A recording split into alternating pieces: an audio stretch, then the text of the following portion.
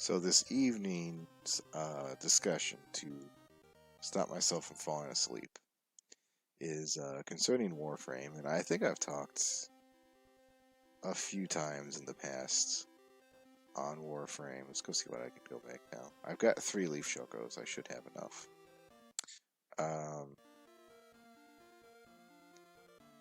And I'm actually a little bit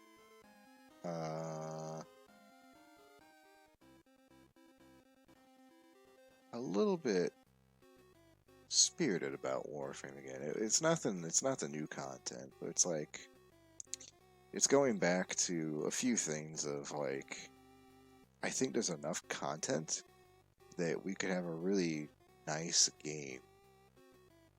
Assuming that you could put it all together and not just leave it all isolated on islands, right? That's the big issue of Warframe right now is all the content is isolated into these little content islands that you can't really do anything with.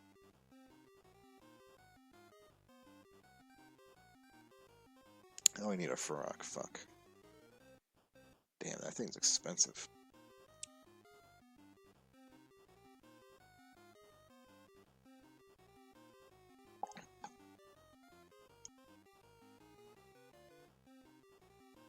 What the hell's a timber hern?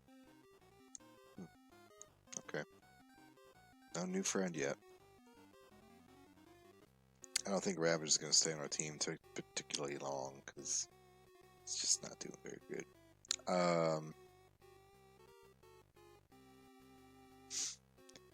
Okay, so one thing I've kind of come to realize with Warframe is, number one, the prime shit doesn't actually matter as much as you think it does, you know? Like, yes, they have slightly higher stats on the weapons and the frames, but it doesn't really matter. Like, the base stats of a weapon are pretty inconsequential when it comes down to, like, the mods that you're using, you know? And it's not even it's not even the no, not Farrak. Like the basic damage mods or that kind of thing. It's like if you understand the damage mechanics of like using the faction specific it's a spooky thing. Using the faction specific mods like Expel Grenier and all of that, and Bleed, you know, like tripling damage up. It's like you don't even really need a damage mod. You can just focus on using Bleed, you know? That's probably gonna kill him. Oh no. That's good. Oh god, Farrak's.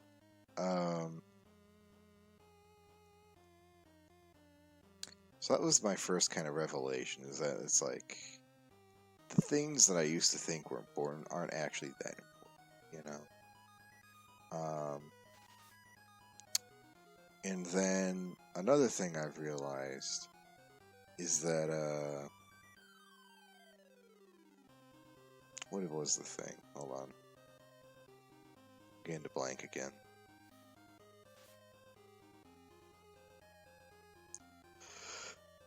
Okay. Can I just say, I admire Vinny Vinesauce for the fact that I never hear him yawn on streams. Like, whatever time, whatever schedule he's got set up, it really seems to work for him. He never sounds tired. He never sounds exhausted on stream. That's something I wish I could do, you know? Oh, thank God.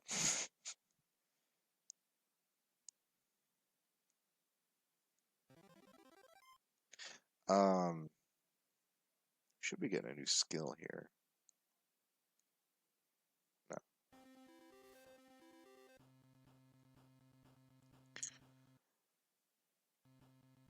Oh boy, what was the fucking thing? Primes don't really matter. Mods don't work the way you think they do.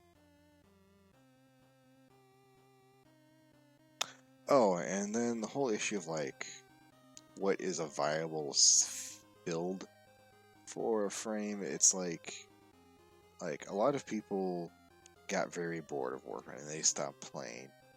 And you watch like some of this last streams they did, and they have a Prime Warframe with the Ignis Wraith flamethrower, and they're just like, they have this super duper high speed setup, and they're just walking through hallways, right, killing everything. And it's like, it kind of makes sense that you're bored out of your mind. There's no real challenge anymore at that point. So the nice thing about Warframe is, for one thing, it's not a game that's set up difficulty-wise properly. Like, it's not a game that the enemy AI ramps up, or they get new skills or behaviors at higher difficulties. They just get higher numbers, which isn't the best way of handling that. But what it does mean is that you can actually tailor your experience to those numbers, you know? You don't necessarily have to have the super high speed bullshit if you just want to use nothing, you know? And that's kind of what I've kind of been doing lately, is like, I'll take off all of the shield mods and all of the health mods and all of the ability mods and just kind of run around with like a fucking loot detector or something, or a fucking pick, you know, like literally nothing making me, whoa, what the fuck, making me more survival. I don't know why it blew out there. That's weird. I think I need to be letting these guys show up. We're only going to do one more leaf choco, and then I'm going to find a different spot to go farm, because these are pretty weak. I get a lot of money out of these.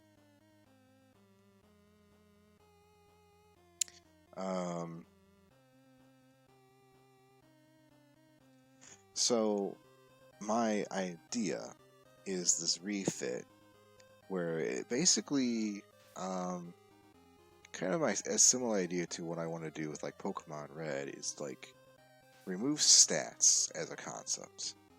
You know, the more numbers you remove, the more kind of mystery you're giving back to the game, is my philosophy.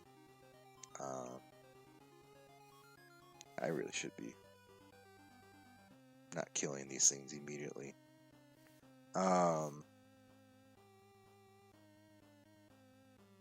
And by removing what the mods do and how they affect your stats, you're now more focused on the combat aspect of the gameplay, because you're trying to figure out what works and what doesn't, and all that kind of good stuff. And now it's becoming more of a puzzle again, right?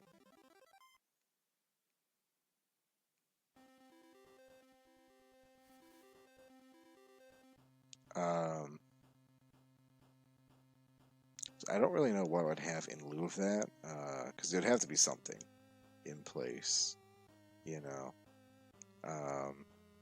I was thinking maybe like, you remember how in Dead Space you had this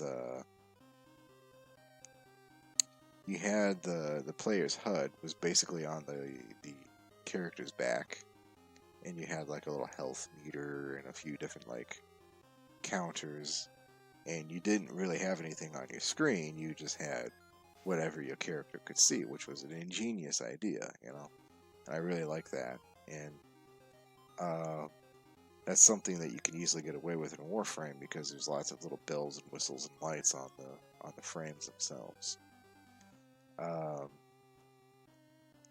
And then like the new war and all of these new content things, they've all kind of been pointing to a more dynamic, more cinematic combat style than the typical like just jankarama of the Warframe farm system.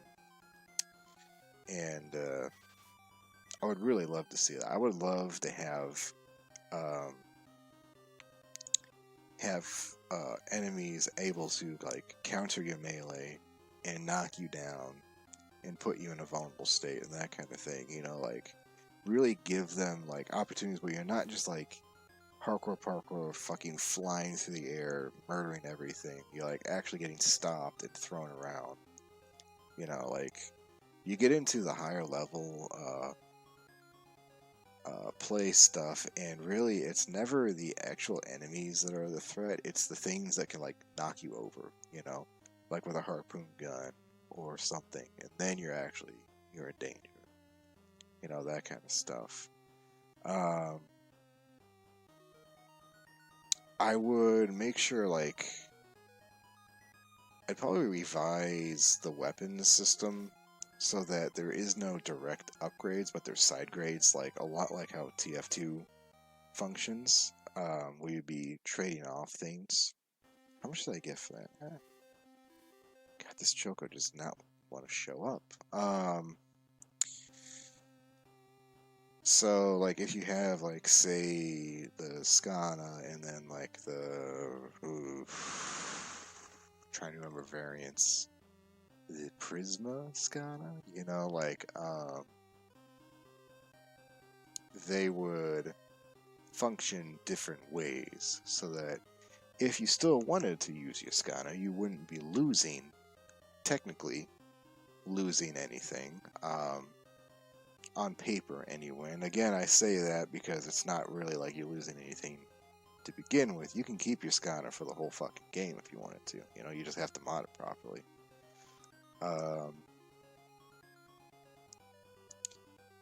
But I really want to emphasize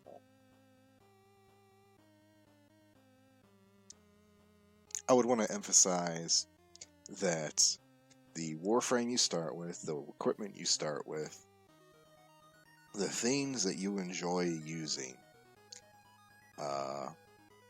are not obsolete, or they're not unviable for whatever you're doing with them, you know?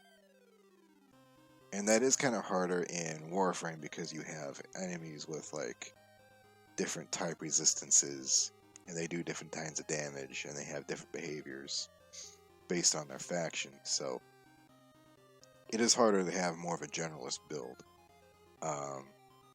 where you're prompted to explore ideas and alternatives to those things, but it's harder if you just want to use, like, one gun, you know?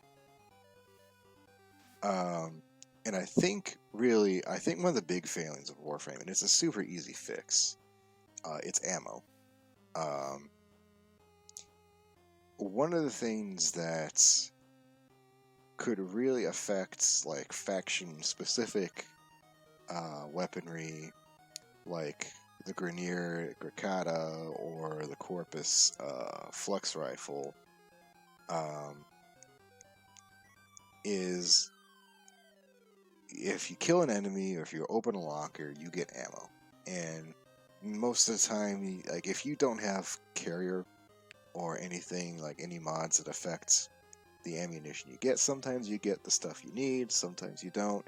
Very rarely are you ever going to actually run out of ammo, right? You have to be either going through a ton of ammo, like with an automatic weapon, or you have to be getting really unlucky, like a bow or a sniper rifle, where you're just not getting the right kind of ammo you need. And both of those situations can happen if you're not careful. There's a leaf choker, finally.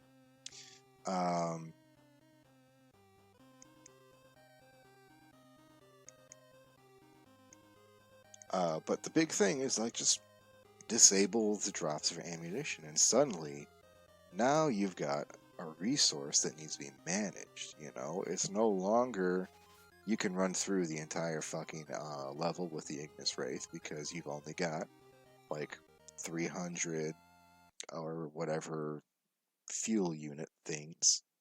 There we go. And Ravage leveled up. Excellent. Alright, let's get out of here. Go somewhere else and listen to some different music. Let's go to the swamp.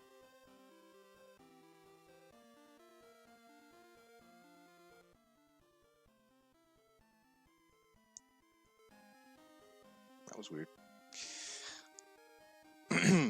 Um, so it puts an emphasis on one, if you know you're going to be in like a Grineer specific area, you can take Grineer weapons, and hey, guess what?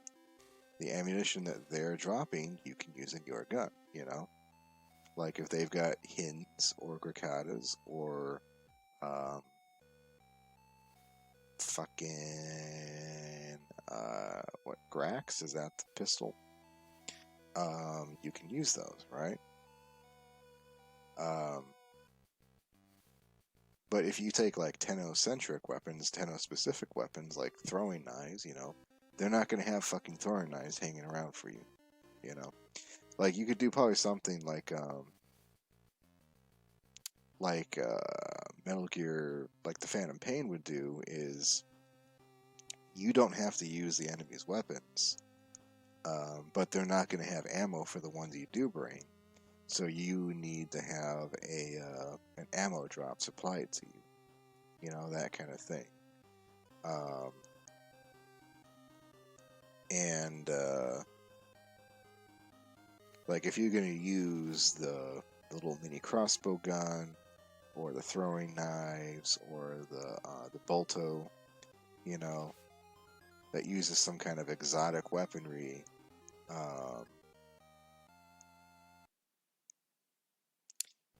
You're gonna need to have like a consumable item where a Tenno agent, you know, drops you off a little supply cache and you can rearm, that kind of thing. It also puts a lot of emphasis on your melee weapons, which is what you should already have, or your abilities too. Those should be your emphasis anyway, because you're a Warframe, you know, that's your bread and butter is melee and weird fucking infested ghost magic or whatever.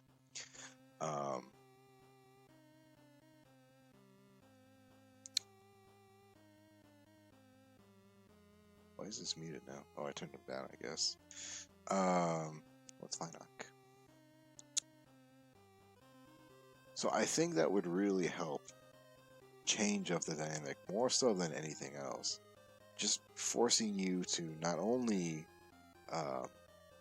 be more aware of what the enemies are doing, because ideally, like even the most basic enemy, like in Dark Souls, like even the most basic enemy has the chance to just completely fucking body you, you know. And like, there's a lot of things like individual units need to be fucking tweaked, you know. Like we had Call get to strut his stuff and be a super killer badass, but every fucking Lancer plays the exact same, and they all just like they hop behind some cover and then they shoot that little absolutely pathetic sounding Grakata that like you don't even like. Not only are you not aware, because usually they aren't hitting you or doing any damage to you, but you have no, like, there's no context clues for rounds impacting near you. There's no tracers. There's no actual fucking gunfire. It sounds like a goddamn, like, not even a nail gun. And it's just kind of pithy, you know, but like, they have a machine gun. They have a small, compact submachine gun that is also, at the same time, fucking huge for any other race that isn't Grineer. And, like, oh my god, say you got in close and,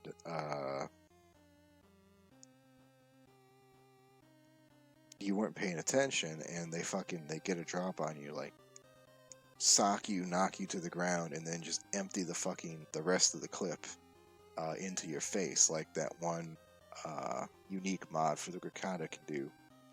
I have my Prismatic Grakata. I haven't played with that thing in a fucking long time. But there's a mod that just like doubles the fire rate, basically empties the entire magazine in a second,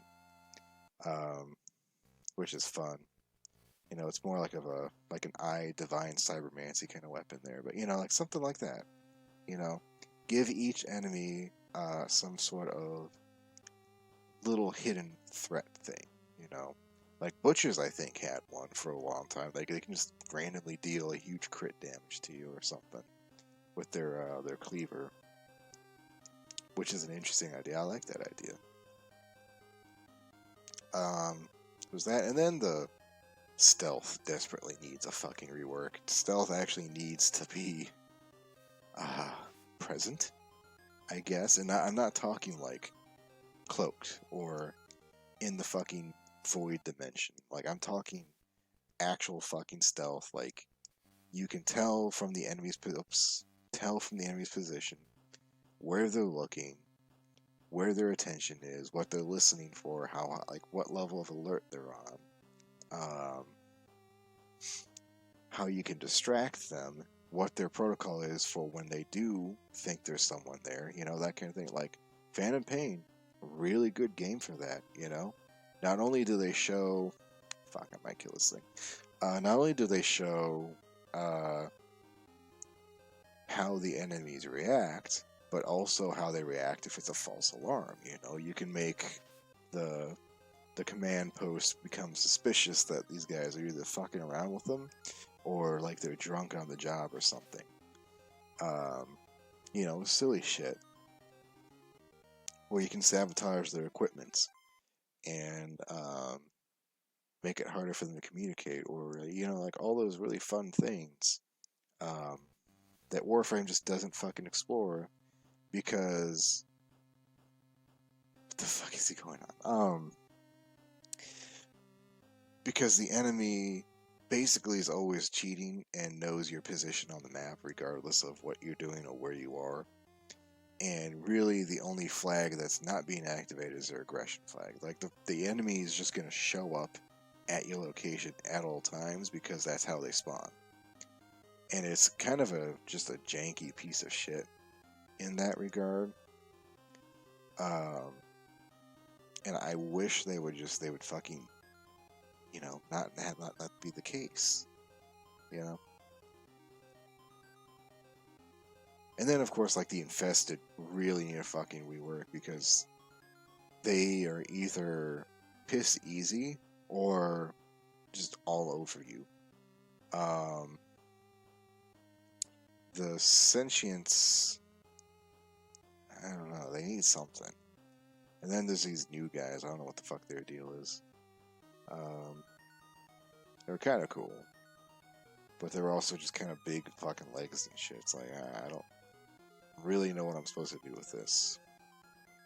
But I see like the Corpus, the Grenier, those are the two factions that need the biggest rework because they're the most present in the beginning of the game.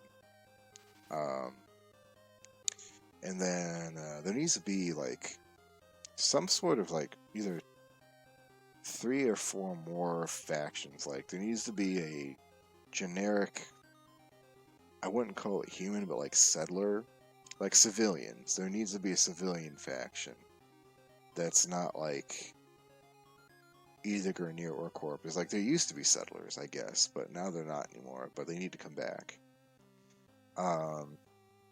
That's one thing. And then, oh god, about her. Oh no. Let's get Farak out here. So you fight the Weeboo. You fight the Warframe. Hopefully someone survives. Oh no. We're taking casualties. There needs to be like a generic pirate faction too. Like someone that's not Corpus, maybe Corpus supplied. Like someone needs to be buying their goddamn fucking generic weapons that apparently no one has.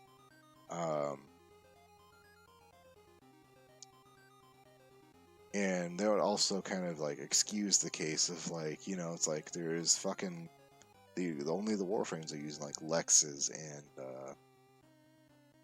the most generic of things like Brattons and Lexes and all that crap. It's like these pirates have this shit too because these are basically like being crapped out on a local level just about everywhere.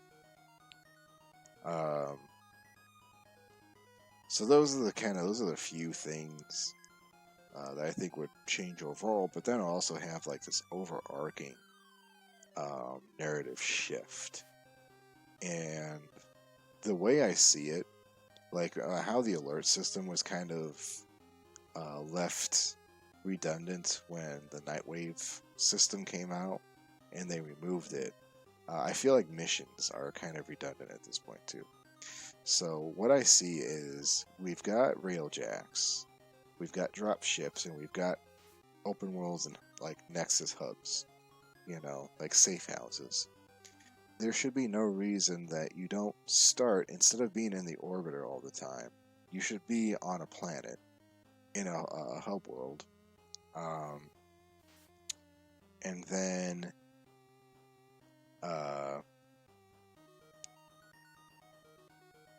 if you want to leave and go somewhere, you can either board a dropship and stay on the planet and go to another kind of operation post and do missions from there, or get on a railjack,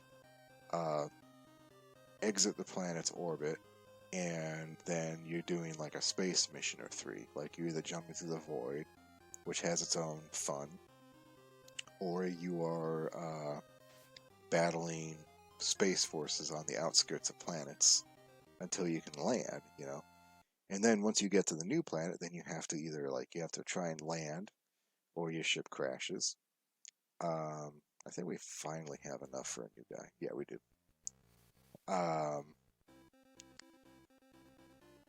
And lost my train of thought. Then you can either go to the new hub area, like say you're going from Earth, you'd start on Cetus, you would leave, go through the solar relay, which would be like 2 or 3 railjack space fights, and then you would land in Fortuna, and you would begin doing operations on Venus from Fortuna or from whatever little operations post they have there,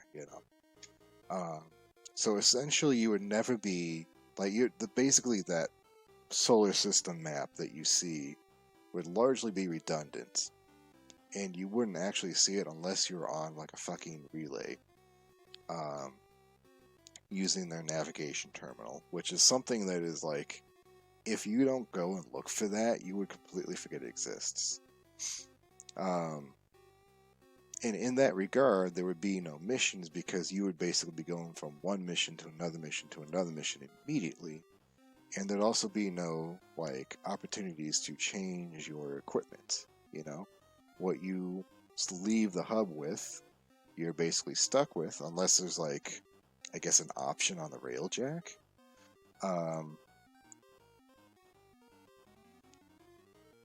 You would be stuck with what you had when you left. And now I know what you're thinking. It's like, okay, I just started the game. I don't have a railjack yet. Well, one, players could probably just run missions going to and from different places, They would be running their own railjacks, or the clans would be running their railjacks. And two, there's no reason why we can't have, computer-operated Tenno railjacks. The big hiccup here right now is because of the way the story's written. And it's unfortunate because you, as far as I know, you are the one Tenno. There's no other Tenno. You're the guy. You have the one railjack, You have the one operator. You kill the one Worm Queen. It's like everything that you've been doing has been entirely stuck in your adventure, and that doesn't really suit the kind of idea I'm having here, because in order for it to work, there has to be multiple fucking lots of Tenno, lots of Warframes. So what I'm kind of thinking of is something, either people are excavating Warframes from cryopods, like you do the excavations or the rescues or those kind of things, or the defenses when you find one. And that's how players begin. And like they all just happen to somehow be on Earth. Or excuse me. Or something is ejecting them from the void into Earth's orbit, and they're just kind of coming down, and then everyone is trying to scramble and get them. And then you have the whole wake up Tenno, and you're the Warframe, and you don't know you're an operator yet. But instead of like being the super mystical whatever Tenno, you're just you're a frame, you know. And the frames would just kind of be like this kind of Ronin class, like of like wandering soldiers, who don't really have a real job or a real any fealty. So they can either be deities or demigods, or warlords, or conquerors or rulers. They can be vagabonds, they can be thieves, they can be murderers, they can be massacres. They can work for the Grineer, they can work for the Corpus, they can be taken apart by the Corpus, they can be executed by the Grineer, they can be with the Infested, they can be in the Void, they can be like anywhere. Like they're not plentiful, right? Because there weren't many Warframes to begin with, but there's still enough of them that they're pretty well spread out in the universe, and just kind of doing their own thing, you know. And then the Tenno would be the organization that is like kind of keeping tabs on the Warframes, and when one is showing particular affinity for the Tenno way, then they get pulled into the organization, you know. They're not necessarily constantly benevolent, you know. They're pretty self-serving, and they're not necessarily always aligned to the needs of like the settlers or the human race, or whatever the fuck, the civilians. And they're not against using them for their own ends, but they tend to try and keep a good, like, they try and keep a good reputation because they rely on the civilian support for their goals. You know, they're using their hubs, those safe houses, as their operation points. So you wouldn't immediately be working for the Lotus. You would, like, say, you wake up on Earth, you'd have to get away from the Grineer, and then someone would get you to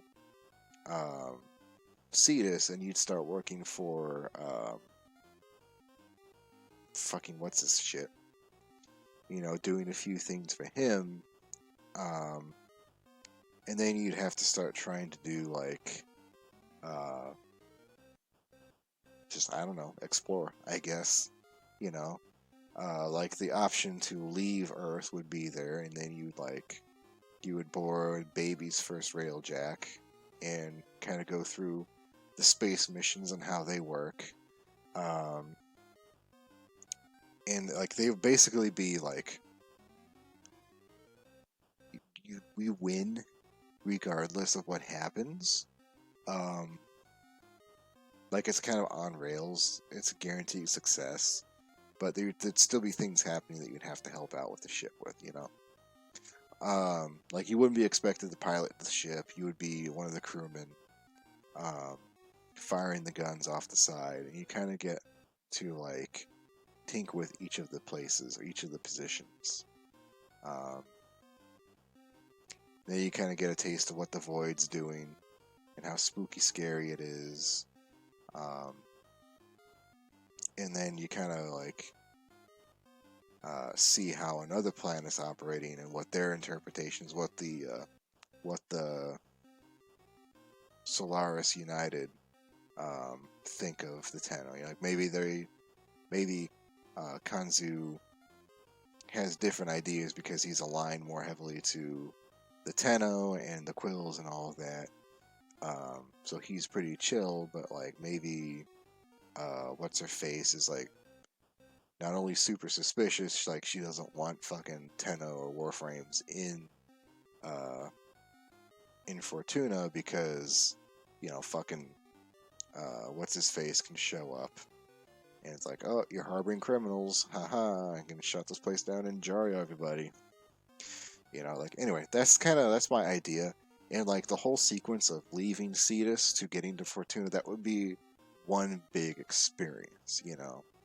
Not several missions cut up that you kind of going back and forth, but one big thing. And the one big thing has been shown to be possible. They did a seamless transition from cutscene right into a fucking railjack fight into a fucking mission into a fucking planet with the new war. They showed it can be done. It just needs to be the standard rather than the exception, in my opinion. So anyway, that's my ideas on Warframe right now. And I'd like to, like, I'm actually kind of intrigued. Yes, let's make a Choco. I'm kind of want to get back in and play it a little bit more. Not to do the farms, but kind of see what the content's looking like, you know? Because there's a bunch of things I didn't even fucking touch on. Here's my boy. He's my boy. He's my baby boy. Let's give him, which one? I think the Ravaged Foot. So that's 30, and then this drops it to 0.